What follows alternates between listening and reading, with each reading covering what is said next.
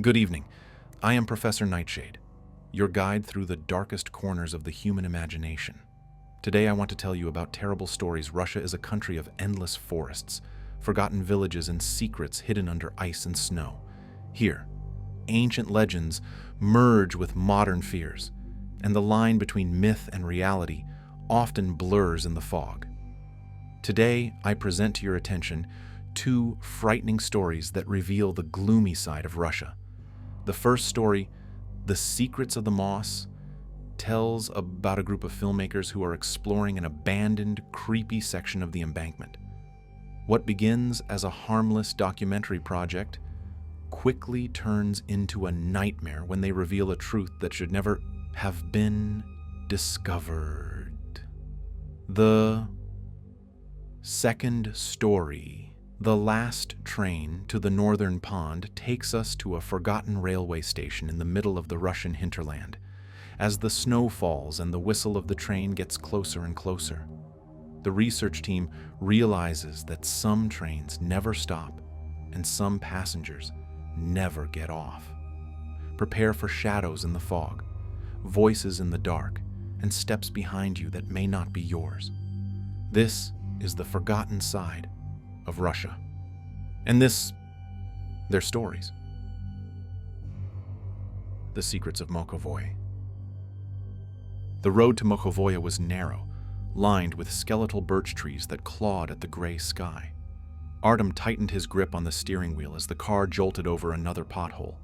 The fog had thickened as they neared the village, swallowing the forested hills and leaving only the road visible beneath the weak glow of their headlights. "We're almost there," Artem announced, though no one responded. Sasha leaned forward in the back seat, peering through the fogged-up window. "I don't like this," he muttered, adjusting the strap on his camera bag.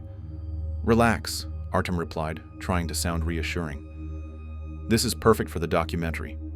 The creepier, the better." Liza sat beside him, flipping through her notebook. She'd listed everything they needed to investigate. The dam's history, the accidents, the disappearances. Most of it was folklore, half-truths passed down by villagers. But that's what made it fascinating. "Did you know they found a body here just last year?" Liza asked, not looking up. "Fishermen saw it floating by the dam. No ID, no missing person report, just showed up." Sasha groaned, not helping. Kirill, seated in the back, smirked. "Don't tell me you're scared already. We're not even there yet." The village emerged from the fog like a forgotten ruin. Wooden houses leaned under the weight of years, their roofs sagging. Paint peeled from window frames and rust streaked the metal fences. A single street lamp flickered at the crossroads, barely cutting through the gloom. They parked near the village's only store, a crumbling brick building with barred windows. An elderly man sat on the porch, wrapped in a faded coat and hat. His eyes followed them as they got out of the car. "Let me do the talking," Artem said, approaching the man with practiced confidence. The old man squinted at him. "What brings you here?" "We're making a documentary," Artem replied, "about the dam." The man's expression darkened. "You shouldn't be here." Artem forced a smile. "We'll be careful. Just need some local stories for our project." The old man looked past him at the others unloading equipment from the car. "Stories," he repeated. "There's nothing but ghosts out there. Bad things happened at that dam." Liza stepped closer. "What kind of bad things?" The man hesitated. "They built it too fast. Cut corners. Men died during construction, but no one talked about it. And after it was finished, more people vanished." "Vanished how?" Artem pressed. The old man's voice dropped. "Workers went into the tunnels and didn't come out. Some said the water took them. Others said they were taken by something else. You shouldn't stay." Sasha shifted nervously. "Maybe we should listen to him." But Artem brushed it off. "We'll be fine. It's just stories. The old man shook his head. Suit yourself, but don't go near the water at night. They set up camp near the dam as evening fell. The structure loomed over the river, a crumbling giant of concrete and rusted metal. Moss and vines crept over its surface, and the water below was dark, barely rippling. Artem filmed as Sasha panned his camera along the dam's jagged edges. "This place is incredible," Artem said, his voice steady despite the chill in the air. "Untouched for decades. You can feel the history." Liza walked along the edge, inspecting faded warning signs nailed to posts. "Condemned," one read. Another had a symbol she didn't recognize, a circle with a jagged line through it. She snapped a photo with her phone. Kirill wandered ahead, calling back to them. "There's a path down to the water. Don't go too far," Liza warned, but Artem waved her off. "Let him explore. We'll check it out tomorrow." They gathered around the fire as the night deepened, the fog pressing in from the river. Sasha fiddled with his camera, rewinding footage from earlier. "Hey, check this out," he said, turning the screen toward them. The footage showed Kirill walking toward the dam, but in the corner of the frame something moved. A shadow by the water. "What is that?" Sasha asked, rewinding and pausing. "It's nothing," Artem said quickly, "just It's not fog," Sasha muttered. Kirill leaned over his shoulder. "Probably a deer or something." He grinned. "Guess we'll have to investigate tomorrow." As they turned in for the night, the wind picked up, carrying faint whispers through the trees. Liza lay awake, listening. The sound came from the direction of the water. She told herself it was just the wind. Morning came slowly. Fog still clung to the ground as Artem reviewed their footage. Sasha set up another camera near the dam, angling it to capture the water below. Kirill wandered toward the edge, calling back, "I'll be right back. Just checking something." "Don't go too far," Artem shouted. Minutes passed. Then an hour. "Kirill!" Liza's voice broke the silence. They spread out, searching near the shoreline. Sasha found footprints leading down to the water, wet footprints heading toward the tunnel entrance below the dam. "His camera's still here," Sasha said, holding it up. The lens was cracked, but the red light blinked, still recording. "Let's go," Artem said, already moving toward the tunnel. Liza hesitated. "We should call someone."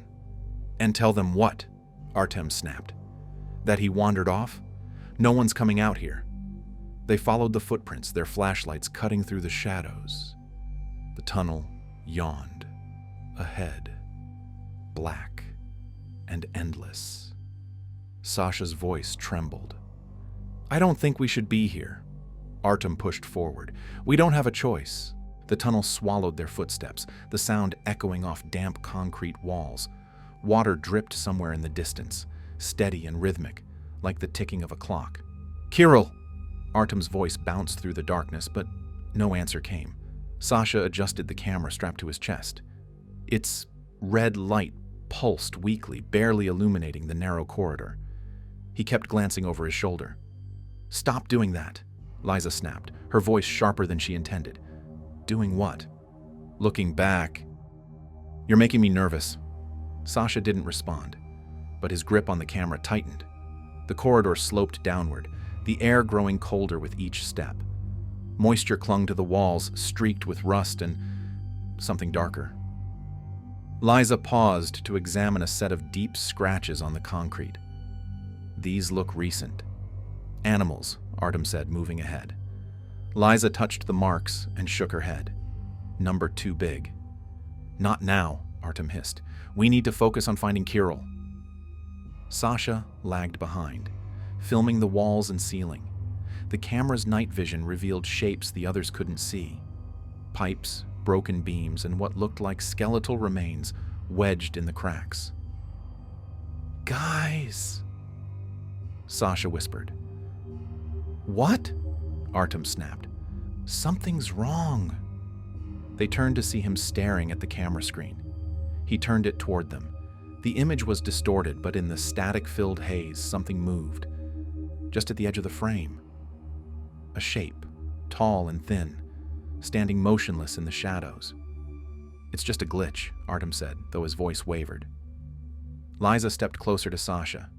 "Rewind it." Sasha did, but the figure was gone.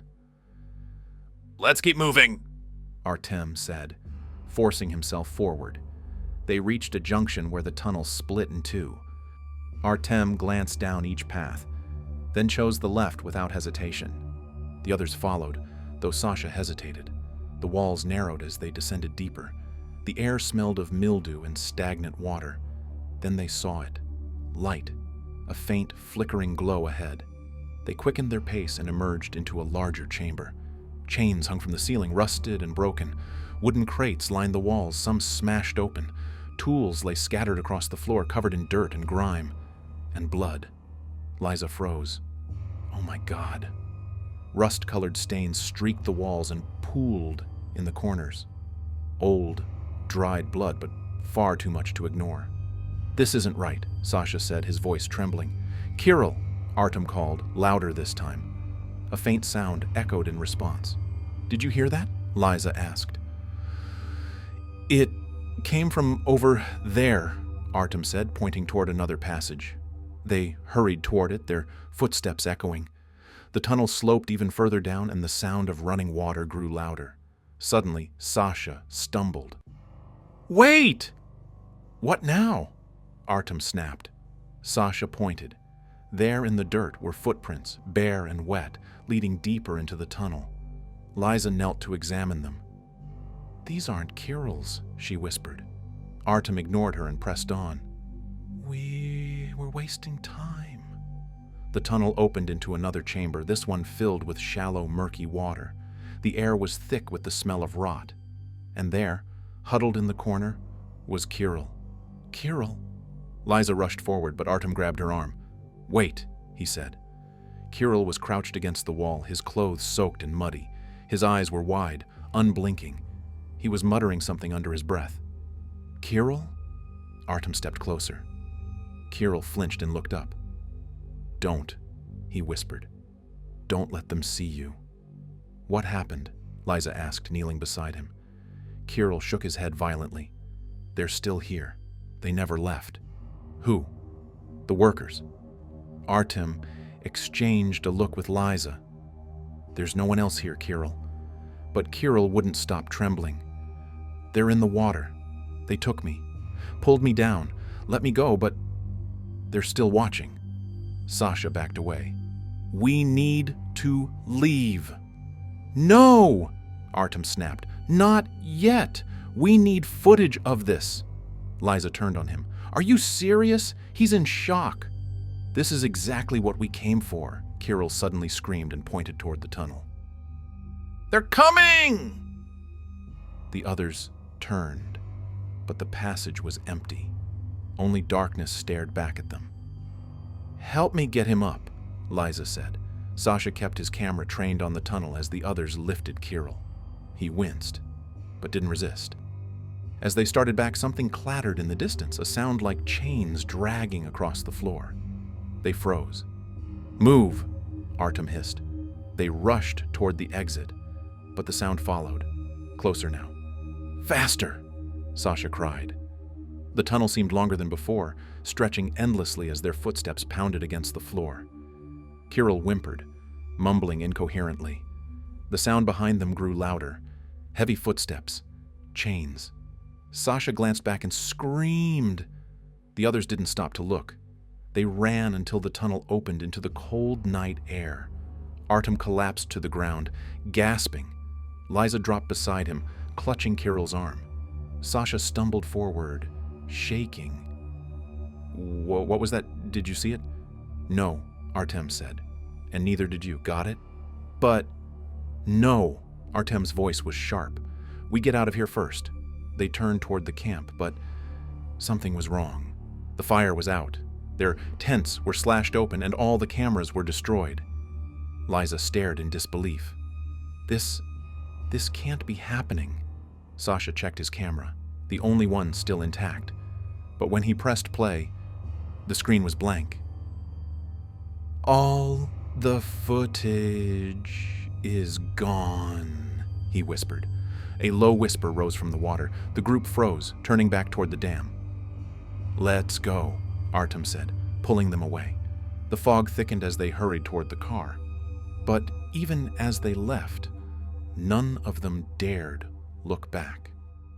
The fog didn't lift as they stumbled back to the car. Kirill's breathing came in ragged gasps, and Liza kept a tight hold on his arm to keep him steady. Artem fumbled with the keys, his hands trembling as he tried to unlock the door. "Hurry up," Sasha hissed, glancing back toward the dam. Trying." Artem snapped. Finally, the lock clicked, and they shoved Kirill into the back seat. Sasha jumped in after him, slamming the door shut. Artem started the engine, and the headlights pierced the mist. But before he could pull away, Kirill suddenly lunged forward, grabbing Artem's shoulder. "Wait!" Kirill's voice cracked. "You can't leave! They won't let us!" "What are you talking about?" Artem shouted, trying to push him back. "They'll follow." Kirill's eyes were wild, unfocused. "You don't get it. They're already here." Liza grabbed Kirill's arm. "Calm down." "No," Kirill thrashed. "You didn't see them? You didn't hear them?" Sasha turned on him. "Who? What did you see?" Kirill froze, his chest heaving. Then he whispered, "The workers. They're still down there, and they want us to stay." The others fell silent. Only the hum of the engine and the faint patter of rain filled the car. Then Artem spoke, his voice cold. "We're leaving." He threw the car into drive, but as the tires crunched over gravel, Kirill screamed again. "No, they won't let us!" The car jerked as if something struck it from behind. Artem hit the brakes. "What the hell was that?" Sasha yelled. Artem checked the mirrors, but the fog obscured everything. He turned to Liza. "Get out and look." "What?" "No. Just do it." Liza grabbed the flashlight and stepped outside. The cold hit her immediately, and she fought the urge to run back to the car. The fog pressed in around her, heavy and damp. She shone the light toward the back of the car. Nothing. But then she saw them. Wet footprints, trailing away from the car and leading back toward the dam. Bare feet. She staggered back. "There's nothing there," she lied, running for the door. As soon as she climbed in, Artem hit the gas. The car lurched forward, tires skidding over wet gravel. They drove in silence, but Kirill wouldn't stop muttering. "They're here. They're still here." Sasha shook him. "Stop it! Just stop." But Kirill just stared out the window. Suddenly, the car sputtered. Artem swore and slammed the dashboard. "No, no, no, don't do this now." The engine died. "You have to be kidding me," Liza said. "We're out of gas?" Sasha's voice cracked. "No, it was full when we got here," Artem snapped. "Then why won't it start?" Kirill began rocking back and forth. "They don't want us to leave." "Shut up," Artem shouted. But then they heard it. Chains rattling, footsteps in the fog. Liza's flashlight flickered in my eye, and she pointed it toward the sound. The beam cut through the mist, but there was nothing there. Sasha fumbled with his camera. I need to record this." "Forget the camera," Liza yelled, but Sasha kept filming. "This is evidence!" The footsteps grew louder, and the fog shifted. Shadows appeared, tall, thin, and distorted. "Run," Liza whispered. Kirill screamed as the windows fogged up, handprints smearing across the glass from the outside. Artem threw the door open. "Out! Now!" They bolted. Kirill stumbled, and Sasha dragged him to his feet. The sound of chains followed them, echoing through the trees. They ran blindly, feet splashing through puddles and slipping on Winette's wet leaves. Artem held the flashlight, swinging it wildly to light the path. Then they saw it, the tunnel entrance. "Are you insane?" Sasha shouted. "We're not going back in there." "We have no choice," Artem yelled, shoving Kirill inside. The tunnel swallowed them again. This time, the darkness felt heavier, like it was alive. Liza's flashlight flickered and died. "No," she whispered, smacking it against her palm. The footsteps followed, louder now. Chains dragged against the floor. Kirill collapsed, sobbing. "They're coming." Sasha shoved the camera into Artem's hands. "You wanted footage? Take it." He grabbed a metal rod from the floor and turned toward the sound. "No!" Liza screamed.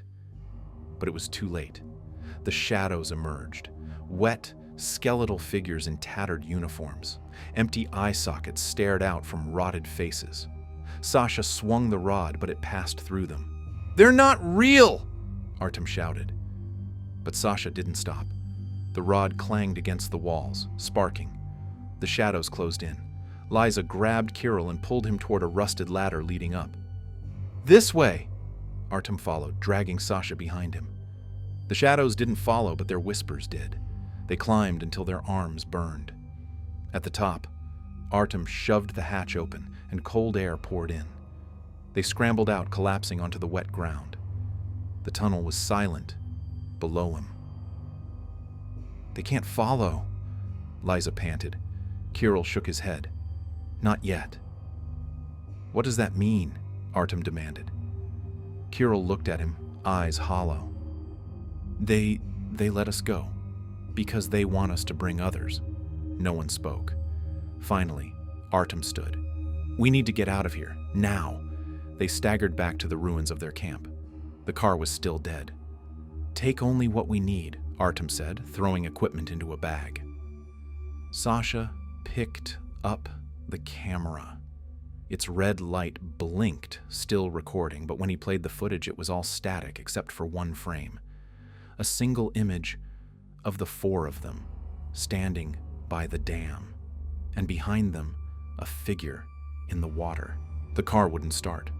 Artem turned the key again, but the engine only sputtered before falling silent. The others sat in tense silence, their eyes fixed on the fog swirling outside the windows. "We'll have to walk," Liza said, her voice trembling. "No," Artem snapped. "We stay here until morning." "Morning won't change anything," Sasha muttered, staring at the cracked screen of his camera. The single image lingered there, a still frame of the four of them near the dam, and the figure half submerged in the water behind them. "Erase it," Artem said. "What?" "Delete the picture." Sasha hesitated, then shook his head. "It won't matter." Kirill suddenly sat up. He had been quiet since their escape from the tunnel, but now his voice cut through the tension. "They don't care if you delete it. They don't care if you run." "Shut up," Artem said. Kirill didn't stop. "They let us leave because they know we'll never really leave." "Stop it!" Artem lunged, grabbing Kirill by the collar. "Let him go!" Liza shouted, pulling them apart. Kirill slumped back, muttering, "They're already with us." Nobody spoke after that. They walked.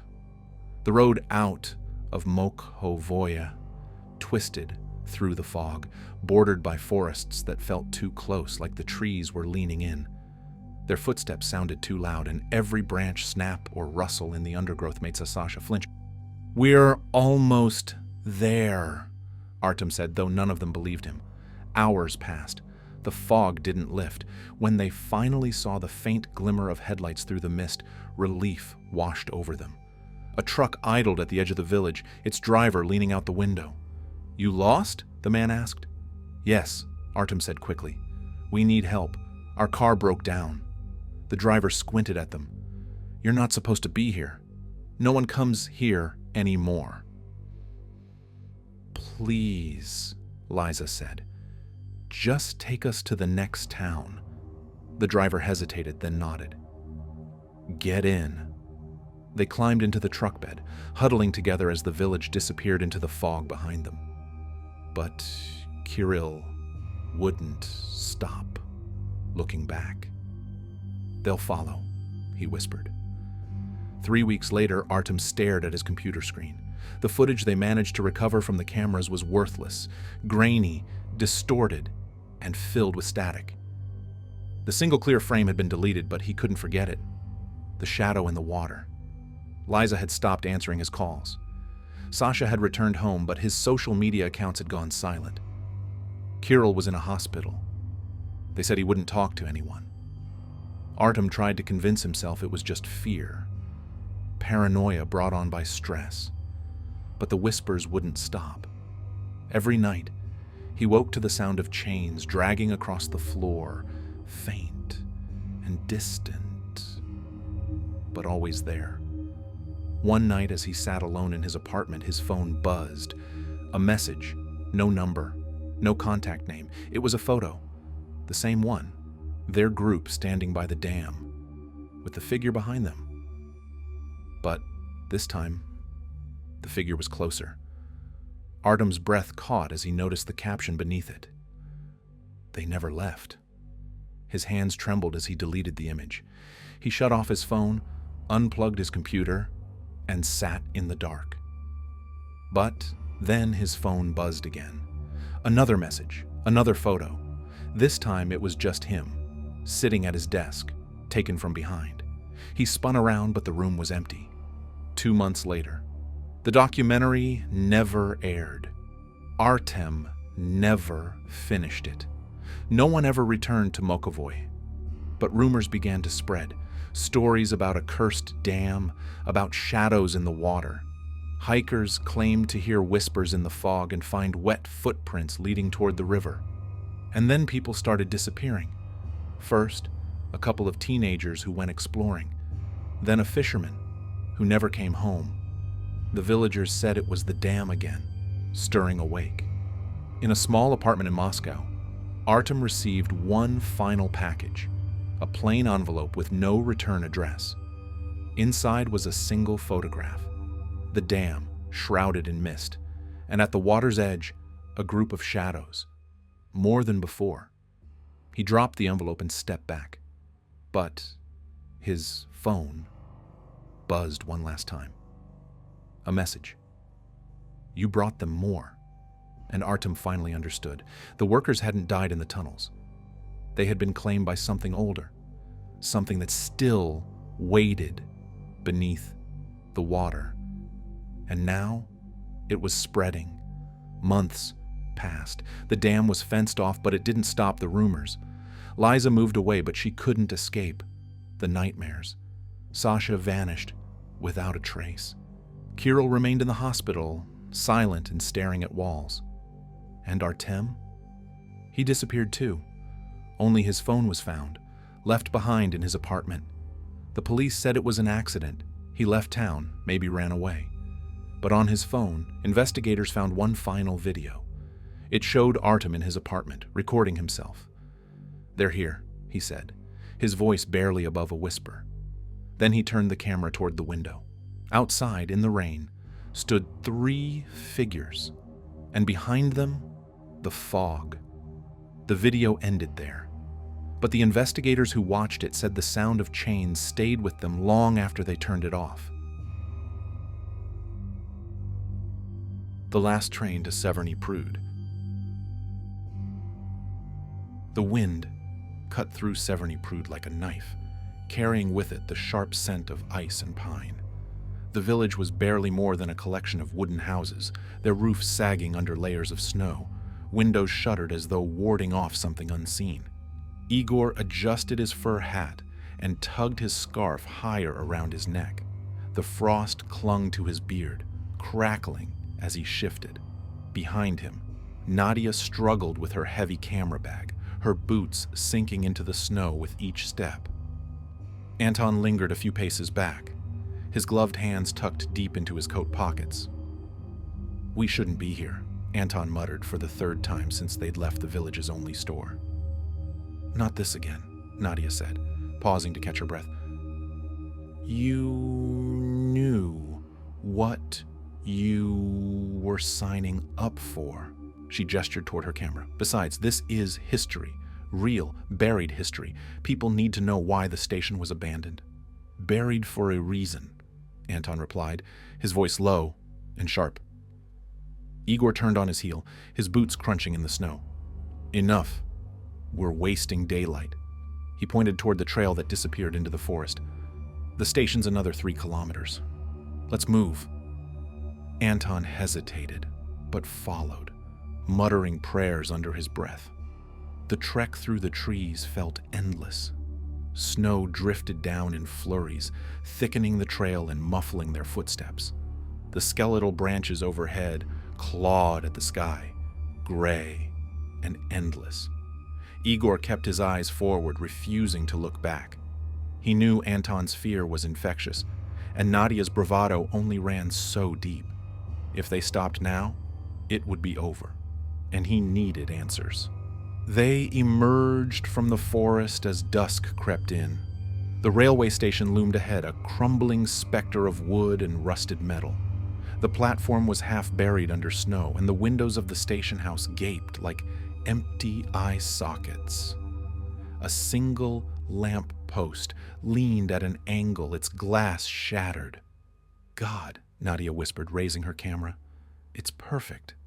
Igor felt his stomach tighten. It was far from perfect. It looked wrong, as though the place was holding its breath.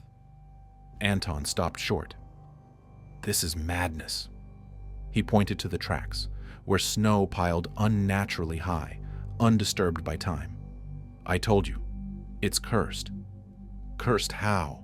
Nadia asked, turning the camera toward him. Anton flinched, stepping out of frame. "They say the tracks scream when the wind blows, and sometimes the wind isn't the wind." Igor placed a hand on Anton's shoulder. "Enough with the stories. We camp here tonight and start filming in the morning." They built a fire outside the station entrance, the orange glow barely pushing back the encroaching night. Igor stared into the flames, his thoughts circling back to the stories they'd heard in Severny. Prude, disappearing workers, unexplained noises, the last train arriving empty, its passengers gone without a trace. He dismissed the tales as rural folklore, but now, surrounded by silence broken only by the crackle of fire, doubt gnawed at him. Nadia sat cross-legged beside him, flipping through the photos on her camera. "We'll get to the bottom of it," she said without looking up. "This place has secrets. I can feel it." Igor envied her certainty. Anton kept his distance, pacing near the platform edge. He kept looking toward the tracks, his breath forming faint clouds in the air. "Anton," Igor called. "You good?" The guide froze. "I saw something." Nadia lowered her camera. "Where?" Anton pointed down the tracks. "There, near the switchyard." Igor rose, pulling a flashlight from his coat. "Probably just an animal." "No," Anton said, his voice trembling. "It was standing." Igor hesitated. "Standing?" "Watching." They moved as a group toward the switchyard, the snow crunching under their boots. The flashlight beam cut through the dark, illuminating broken rails and rusted freight cars. The wind picked up, keening like a distant wail. Anton stopped suddenly. "There," he whispered. Igor turned the beam to follow Anton's gaze. At first, he saw nothing but shadows and snow. Then, movement, a flicker of motion behind one of the cars. "Hello?" Igor called out. His voice echoed back, hollow. No reply. "Probably the wind," Nadia said, though she clutched her camera tighter. "Let's go back," Anton said. Igor ignored him and stepped closer. His boots crunched against something hard, frozen tracks. He knelt, brushing away snow to reveal rusted rails streaked with something dark. Blood? Number couldn't be. "Let's go," Anton hissed. But Igor kept looking, scanning the area. The flicker of motion returned, darting between cars.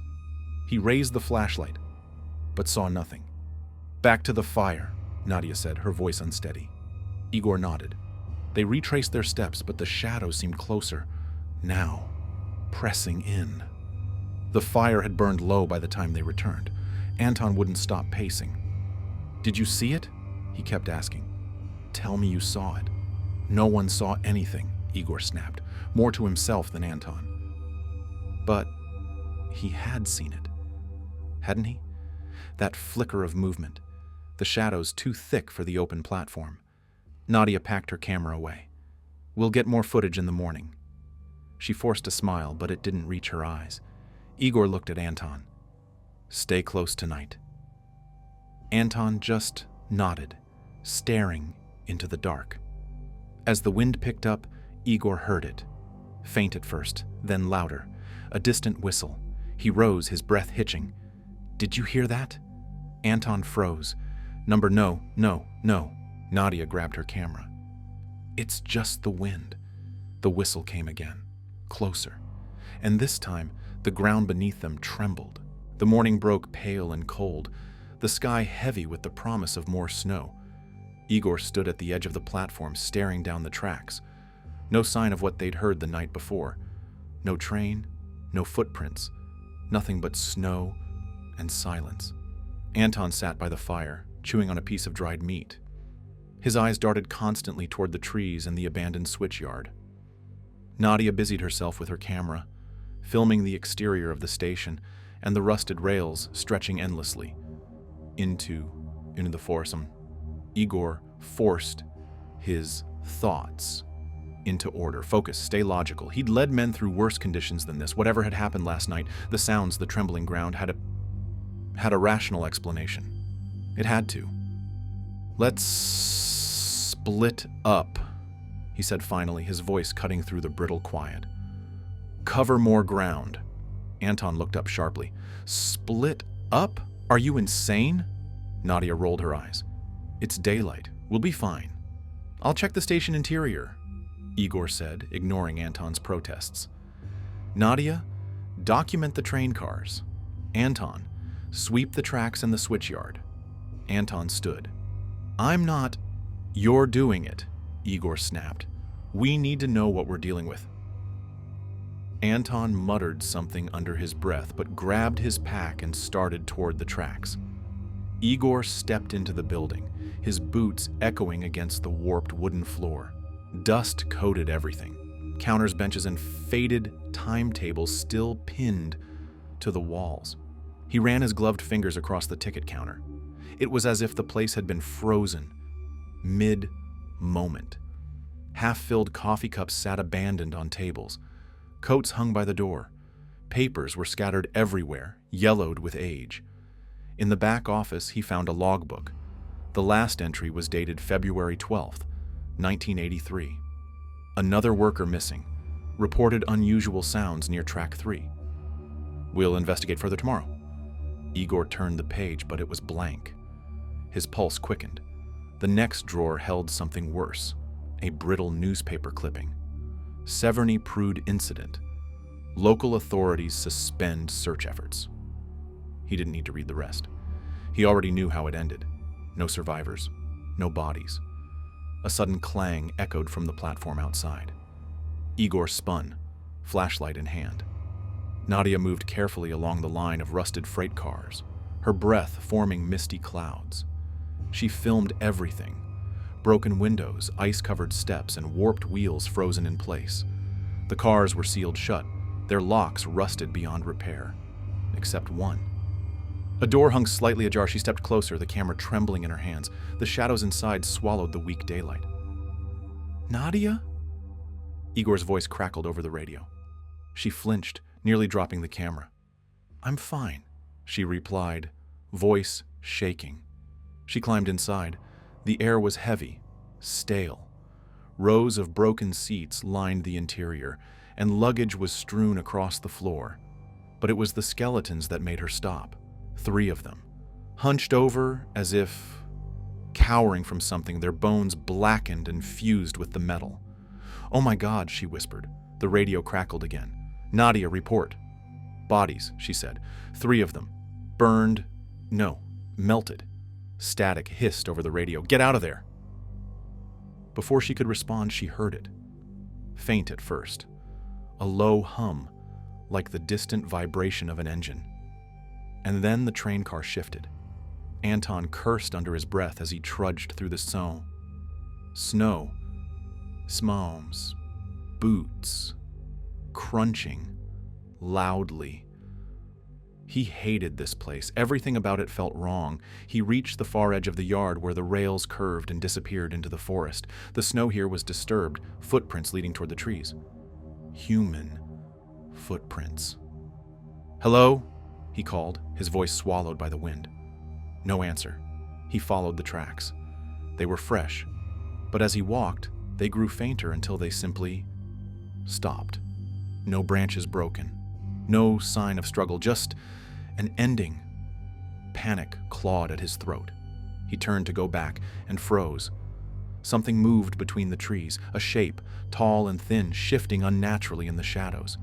Who's there? It stepped closer. A figure.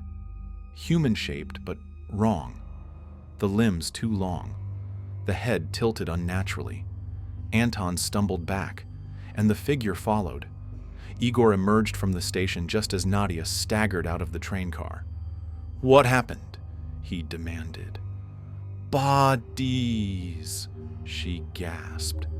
"Burned, frozen in place." A shout cut through the air. Anton, Igor and Nadia ran toward the switchyard, snow spraying up around their boots. They found Anton's footprints leading toward the trees. And stopping, abruptly. "Anton!" Igor shouted. Silence. Nadia raised her camera, filming the empty snow and the unbroken forest. "Where is he?" Igor scanned the area. No sign of Anton, no sign of anything. And then the whistle came again. Louder. Closer. The ground began to vibrate. "Move!" Igor grabbed Nadia's arm, pulling her back toward the station. The tracks groaned as though under immense pressure. They stumbled inside and slammed the door. The windows rattled, and the sound of grinding metal filled the air. But when Igor peeked outside, the tracks were empty. No train, no Anton, just snow. Nadia sank to the floor, clutching her camera. "This isn't possible." Igor didn't answer. He moved to the window. His reflection staring back at him in the glass. And behind his reflection something moved, a shape, a shadow. "Igor," Nadia whispered. He turned just as the door creaked open. The door creaked wider, hinges groaning as the wind swept snow into the station. Igor's flashlight beam cut through the swirling frost, illuminating nothing but empty space. Yet the door swayed as though something unseen had brushed past it. Nadia backed away, her camera raised. "Close it." Igor didn't move. His heart pounded as he stepped closer to the door, scanning the platform. The tracks remained empty, and the switchyard was still. Too still. But something wasn't right. A faint, rhythmic vibration trembled through the floorboards. Thump, thump, thump. It was coming from the tracks. Nadia whispered, "It's the train." "No," Igor said, forcing his voice to remain steady. "It's not." He slammed the door shut, bolting it with shaking hands. "We need to figure out what's happening," Igor said, pulling the logbook and newspaper clipping from his coat. He dropped them onto the table, his breath fogging the air. Nadia whipped through the pages, her fingers trembling. Missing workers, strange noises, reports of shadows moving between the cars. She looked up. It's all here. They knew something was wrong and kept working anyway. Igor's jaw tightened. He ran his fingers over the brittle newspaper. February, 1983. The same month his brother went missing. He'd never told Nadia or Anton the real reason he'd agreed to this trip. He hadn't wanted to face it, but the station felt heavier now, as though it had been waiting for him. "Look at this." Nadia turned the book toward him. The final entries were scrawled hastily. "Night shift refuses to work. 3 men vanished on track 3. No bodies, only footprints ending at the rails. We hear it now. Whistling, voices. The trains are still." The last line froze Igor's blood. "If you hear the whistle, it's already too late. We need to go," Nadia said, shoving the logs into her bag. "Find Anton and get out of here." Igor nodded, but dread rooted him to the spot. His instincts screamed that leaving the station meant walking straight into whatever waited beyond the tracks. Before he could argue, the sound returned. A whistle, low and mournful. The walls shuddered and the windows rattled. Nadia cried out as her camera slipped from her grip, skidding across the floor. Igor grabbed her arm, pulling her toward the exit. "Move!" They burst onto the platform. Snow whipped around them, but the tracks remained empty. No train, no movement, just the unrelenting wind. But the sound didn't stop. Igor turned to the freight cars, their dark silhouettes looming through the snow. "We need to check them." "What?" Nadia's voice wavered. "Number Anton's not there." "He might be," Igor snapped. He moved toward the closest car, flashlight shaking in his grip. Nadia followed reluctantly, her camera aimed forward. The first car was empty, just rusted metal and debris. The second was worse. Blood. Old, dark stains splattered along the walls and pooled on the floor. Bones, human and animal, lay scattered among rotted luggage. Nadia gagged, turning away. Igor knelt, inspecting the stains. They trailed toward the door, as though something had been dragged out. Then, the whistle sounded again. Closer. They found the footprints near the switchyard, half buried under fresh snow. "Anton!" Nadia shouted. Igor raised a hand to silence her, but it was too late. The sound carried, echoing strangely. A shape moved between the trees. Igor's flashlight caught it. A flash of pale skin, 2 long arms and hollow black eyes. Nadia gasped, stumbling back. Igor stepped forward, but the shape melted into the shadows. "Run," he said, grabbing Nadia's arm.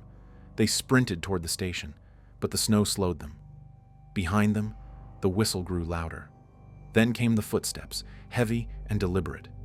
Igor risked a glance back. Something moved along the tracks, tall and skeletal. Its hollow eyes locked onto his. "Faster!" he yelled. They reached the platform, slamming the station door shut behind them. Nadia collapsed against the wall, sobbing. Igor peered through the window, searching the tracks. Nothing. But the ground trembled, the station shook as the whistle screamed, piercing and shrill. The windows cracked, and the walls groaned under invisible pressure. Nadia screamed as her camera exploded, shards of plastic and glass scattering across the floor. Igor pulled her toward the back room, barricading the door with chairs and cabinets. "What is it?" she cried. I don't know," Igor said. But he did know. Or at least, he suspected. It wasn't a train. It was something pretending to be one. The tremors stopped. The whistle faded. Silence. Igor unbarred the door, flashlight ready. The station was intact. The tracks outside were still. But Anton's footprints had returned, leading to the edge of the platform. Igor followed them, heart pounding. The prints ended abruptly at the rails. No sign of Anton. Then he saw it. His brother's hat, half buried in the snow beside the tracks. Igor fell to his knees, brushing the frost away. He remembered it vividly. The same fur hat his brother had worn the day he vanished. "Igor?" Nadia's voice trembled. He turned, holding up the hat. "No," she whispered. The whistle came again, louder than before. The tracks began to hum. This time, a shadow moved along the rails, tall, skeletal figures emerging from the snow. They weren't alone anymore. Igor pulled Nadia back toward the station, but the door was gone, replaced by solid, frozen wood as though it had never existed. The tracks groaned, the ground split, and the shadows stepped closer. The ground shook violently as the whistle screamed, shrill and deafening. Igor gripped Nadia's arm, pulling her away from the tracks, but the snow beneath them seemed alive, dragging at their boots, swallowing their footprints as if trying to keep them in place. "The station!" Nadia cried, twisting in his grip. "We have to go back!" "It's gone!" Igor shouted, his voice barely audible over the cacophony. He turned to look, and his stomach dropped. The station was no longer there, just empty, snow-covered ground where it had stood moments ago. The tracks stretched endlessly into the storm, and the shadowy figures emerged from the blizzard like broken marionettes, their limbs moving with jerky, unnatural motions. Nadia pulled out her camera, but it flickered and died in her hands. "No, no, no!" She smacked it, her breath coming in short gasps. Igor grabbed her shoulders. "Forget it! Run!" They stumbled blindly through the snow, the shadows closing in. The whistle grew louder, and the ground vibrated underfoot. Igor risked a glance behind them and froze. A train loomed out of the blizzard. It wasn't real, not in any way that made sense. Its blackened metal was twisted and warped, its windows glowing with an unnatural, sickly light. The wheels moved without sound, gliding over the snow-covered tracks as if it weren't bound by physics. Through the windows, Igor saw faces, screaming faces, mouths frozen wide in terror, hands clawed at the glass, leaving trails of frost. Nadia fell to her knees. Oh, God. The train slowed. Its doors creaked open. Igor yanked Nadia to her feet, but she resisted, staring at the open door. "They're calling us," she whispered. "Don't listen." Igor shook her. "Look at me. We have to move." But her eyes were fixed on the train, her breath fogged in the freezing air, her face pale and slack. Igor saw it then, something pulling her, an invisible force dragging her closer to the open door. Her feet slid through the snow, leaving shallow trails behind. "Nadia!" Igor lunged, grabbing her arm and yanking hard. She screamed as if in pain. But her body snapped free from the invisible grip, and they tumbled into the snow. The whistle sounded again, piercing, relentless. The shadows reached the edge of the tracks, their hollow eyes fixed on Igor and Nadia.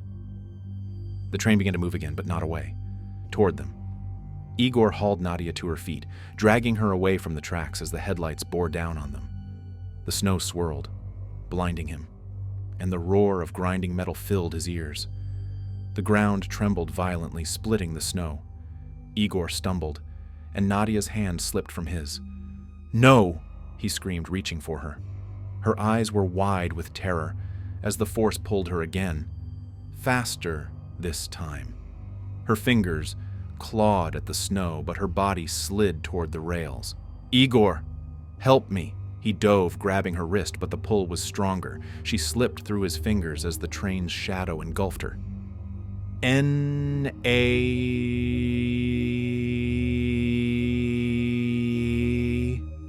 Her scream was swallowed by the whistle. Then, silence. Igor lay in the snow, panting. The train was gone. The tracks were gone. Only the howling wind remained. He stumbled to his feet, calling her name again and again. But there was no reply. The forest was empty, the snow undisturbed, no footprints, no blood. It was as if she had never been there. He wandered aimlessly, the storm closing in. Hours passed, or maybe days. The cold gnawed at him, but he kept moving, searching for something, anything. Finally, he saw it. The village. Smoke rose from chimneys, and lights glowed behind frosted windows. Igor staggered into Severny Prude, his body numb and broken. Villagers gathered in silence as he collapsed in the snow. He woke in a small, dimly lit room. An old woman sat beside him, stirring a pot of soup. "You're awake," she said without looking at him. "Where's Nadia?" he rasped. The woman frowned. "Nadia?" "The journalist. She was with me. And Anton. We were at the station." The woman's face darkened. "You came from there?" Igor tried to sit up, but pain lanced through his body. "What happened? What is that place?" Her eyes locked onto his. "It's a graveyard." Igor's breath caught. "They came for the workers first, then the travelers. No one ever came back." She stirred the pot again. "But sometimes people think they hear the whistle." Igor stared at the wall, his mind racing. "I saw them," he whispered. "The shadows. The train." The woman's expression hardened. "You shouldn't have gone there. Some places are meant to be forgotten." Igor left the village the next morning. He didn't speak to anyone, didn't ask any more questions, but as he trudged through the snow, he felt it, the vibration beneath his feet, faint, almost imperceptible, and then Far in the distance, he heard the whistle. He turned, but there was nothing there, only the endless white expanse and the wind. Yet he knew it wasn't over. It would never be over, because some things refused to stay buried.